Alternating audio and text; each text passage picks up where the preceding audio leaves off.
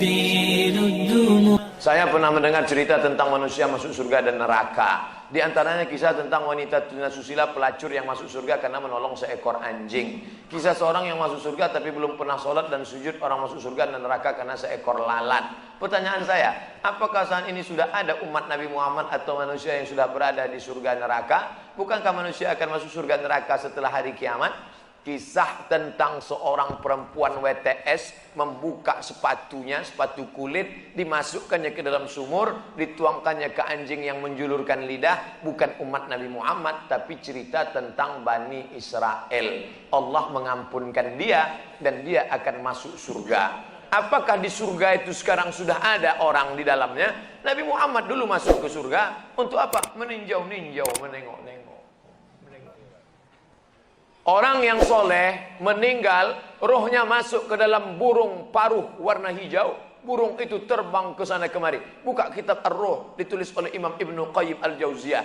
Bapak, ibu, adik-adik, kalau mau baca kitab tentang surga, neraka, alam barzah, dua kitab. Pertama At-Tazkirah Imam Al-Qurtubi, Ar-Ruh Imam Ibnu Qayyim Al-Jauziyah.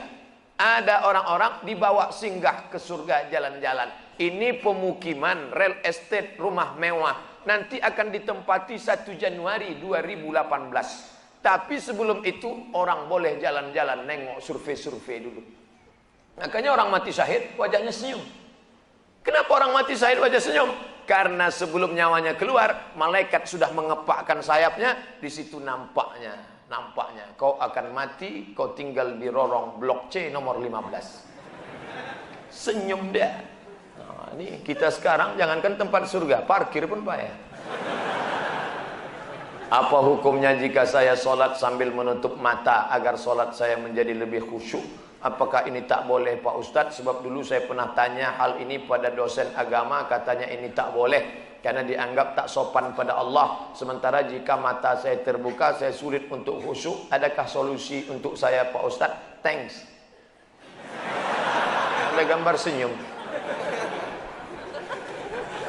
Titik 2. Sekarang saya mau menunjukkan beberapa riwayat sahabat Nabi itu sholatnya pejam mata atau buka mata. Jangan jawab. Nabi jadi imam, sahabat di belakang. Ketika sedang sholat, Nabi buka selopnya, sendalnya. Waktu itu Masjid Nabawi pasir. Nabi buka selopnya, semua sahabat yang ada di belakang membuka selop. Kira-kira sahabat di belakang pejam mata atau buka mata? Buka, karena kalau pejam mana dia tahu. Uqtulul aswadaini fi shalah, bunuhlah dua yang hitam ketika kau sedang sholat. Allahu Akbar. Lewat dua yang hitam. Apa yang hitam itu? Kalajengking dengan ular. Bunuh. Kira-kira orang sholat bisa ada dua yang hitam lewat, dia tahu matanya terbuka atau tertutup? Terbuka. Kalau tertutup, tiba-tiba udah tegak anaconda. Nah, terbuka. Jadi masalah sholat terbuka atau tertutup, terbuka. Tapi ada saat tertentu kita mesti tutup. Saya pernah mengalami. Pas di depan saya pakai baju kaos, tertulis di belakangnya, hidup memang susah, jangan bikin susah. Asal saya buka, terbaca Pak.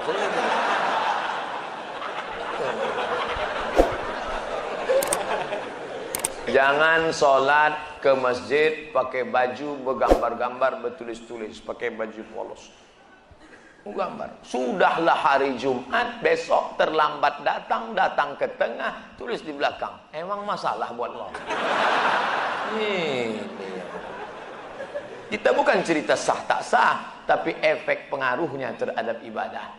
Bagaimana pandangan Islam yang baik dalam mencari pendamping hidup seorang istri? 4 orang Pak Ustaz, sifatnya 4. Tungkahul mar'atu li arba'. Perempuan dinikahi karena 4. Apa yang pertama? 5 liha, karena kaya. Kenapa kau nikahi dia? Gimana lah Pak Ustaz, ku tengok cincinnya 3 biji. Kaya, tak salah. Wali hasabiha. Kenapa kau nikahi dia? Keturunan Pak Ustaz, darah biru. Payah kemarin waktu cari donor darah, biru darah. Yang ketiga, wali jamaliha, karena cantiknya. Rambutnya bak mayang terurai, pipinya bak pauh dilayang, alisnya bak semut beriring, bibirnya bak delima merekah. So sweet. Walidiniha, karena agamanya. Fazfar bidzatiddin, pandangkan agamanya. Kau nikahi karena sukunya. Berapa banyak orang melanggar pantangan suku, dipecat dari suku. Kau nikahi dia karena kayanya, hartanya hilang melayang, kau tak suka lagi. Kau nikahi karena bentuk rupa, perempuan bagaikan bunga, kuntum mekar, setelah itu layu, semuanya layu, dia akan berubah. Nikahilah karena agamanya. Ustaz Somad, ya, saya mahasiswa Ustaz dulu, ya. Bisa, saya udah tamat kuliah Pak Ustaz, mantap. Udah kerja Pak Ustaz, alhamdulillah. Belum nikah Pak Ustaz, nauzubillah. Bisa Ustaz carikan yang ada 4-4-nya Pak Ustaz. Kalau ada 4-4-nya ngapain untuk ente? Man talaba akhan bila aibin baqiya bila akhin. Siapa mencari kawan yang tak bercacat, seumur hidup tak akan berkawan. Menikah bukan mencari kesempurnaan, menikah menutupi segala kekurangan. Semenit setelah akad, mulailah kau nampak segala kekurangannya. Kurang cantik, kurang tinggi, kurang putih, kurang mancung, kurang. Maka setelah nikah, kau tutupilah segala kekurangannya. Setelah dapat, inilah dunia akhirat Pak Ustaz. Jangan lagi matamu liar kemana-mana. Kalau laki-laki sudah menikah, nampaknya perempuan cantik di jalan, pulanglah ke rumah. Apa yang ada pada perempuan di jalan itu, ada juga di rumah. Walaupun bentuknya agak lain sedikit.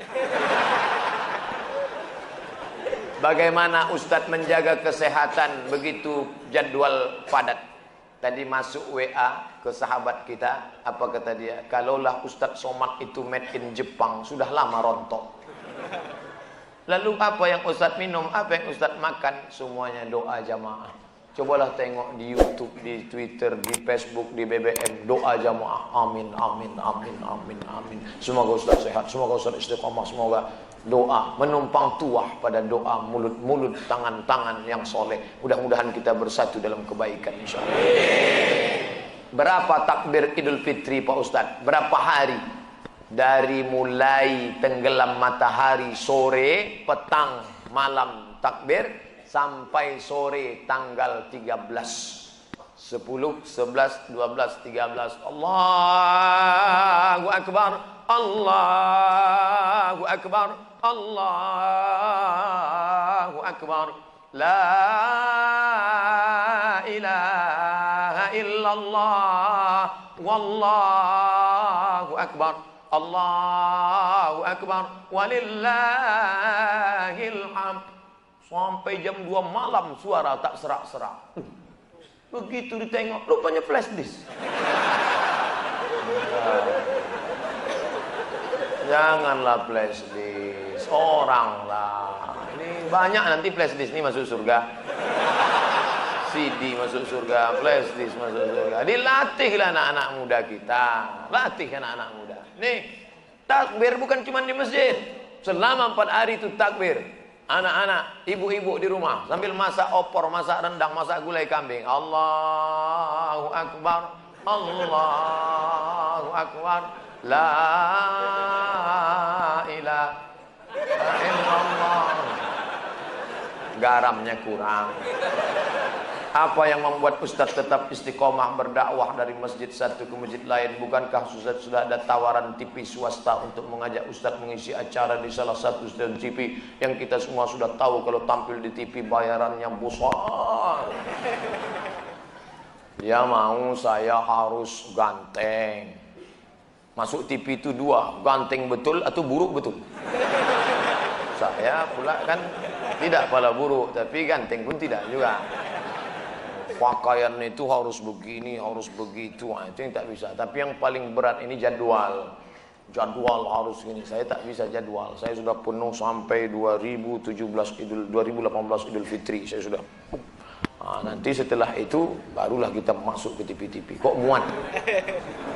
Apakah memang ada hadis yang mengatakan tidak kujamin umatku 14 abad akan datang? Seandainya di sini memang ada, apa yang tidak dijamin? Sapaannya atau ibadahnya? Mohon pencerahan. Tak ada. Nabi jangan berkecil hati hidup zaman sekarang. Apa kata Nabi sallallahu alaihi wasallam? Al ibadatu fil haraji kahijratin ilayya. siapa yang tetap istiqamah beribadah padahal waktu itu banyak fitnah-fitnah, sama macam berhijrah bersama Nabi Muhammad sallallahu alaihi wasallam. Jadi jangan mengutuk nasib. Mengapa aku hidup di abad sekarang ini? Kenapa tak hidup zaman Abu Bakar, Umar, Utsman, Ali? Kalau mental model ini, hidup zaman dulu pun jadi Abu Jahal, Abu Lahab. Jangan berduka. Anak-anak muda, kalian yang banyak godaan, justru hebat. Ini anak-anak muda yang datang malam ini. Luar biasa. Tadi udah ada yang ngajak ke karaoke, ada yang ngajak ke night club, ada yang ngajak main gaple, ada yang ngajak dangdut. Dia tolak itu semua. Maka sama macam hijrah bersama Nabi Muhammad SAW. Tuh, bro, kita gimana karaoke malam ini? Tidak, aku mau ngaji ke sana. Ada Ustaz Somad datang. Itu. Setelah, jadi gimana? Pulang dari sana kita.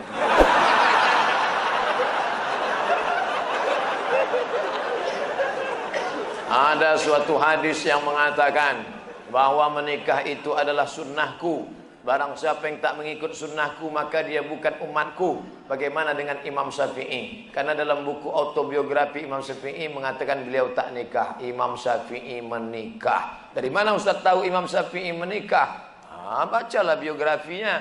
Yang tak menikah itu Imam Nawawi. Betul, ada imam dalam mazhab Syafi'i, Imam Nawawi. Imam Nawawi tak menikah, Imam Ibnu Taimiyah tak menikah, Sayyid Qutb penulis fi Zilalil Quran tak menikah, Syekh Abdul Fattah Abu Ghuddah menulis satu kitab judulnya Al-Ulama Al-Uzzab Alladzina Atharul Ilma Ala Zawaj, biografi ulama-ulama yang tak menikah sampai mati karena lebih memilih ilmu daripada nikah. Kenapa Ibnu Taimiyah tak menikah? Kalau Ibnu Taimiyah menikah, istrinya itu pasti tetap tinggal karena dia lebih lama di penjara daripada di luar penjara. Sayyid Qutb digantung 1966, mati dalam keadaan ditulisnya tafsir itu di penjara. Maka mereka itu memikirkan mudaratnya lebih besar. Tapi kalian yang muda sekarang jangan kalian ikut ini. Zaman Imam Nawawi dulu dia tak menikah, perempuan zaman itu biji matanya aja yang nampak. Godaan tak kuat. Zaman sekarang perempuan biji matanya tertutup, yang lain terbuka. Jangan, jadi berubah zaman. Jangan kan aku mau ikut Imam Nawawi aja. Tak bisa, lain, tak bisa. Godaan luar biasa. Ini saya mau pulang nih, godaan yang paling terberat nanti jumpa pramugari lah. Besok habis sholat Jumat mau pulang. Sudah jelas pakai peci, pakai baju koko, pasang muka seram mau lewat. Tetap ditegurnya. Nomor berapa? La ilaha illallah.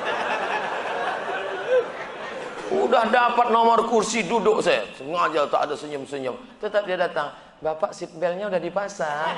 Astagfirullahaladzim. Ramah betul lah dia. Silap pula lama-lama. ساعة الفضاء الرحيب الفسيح تنحى يا حزن واهجر فؤادا توكل بجد بعزم فصيح فإني علمت بأنك نجوى ولبس خبيث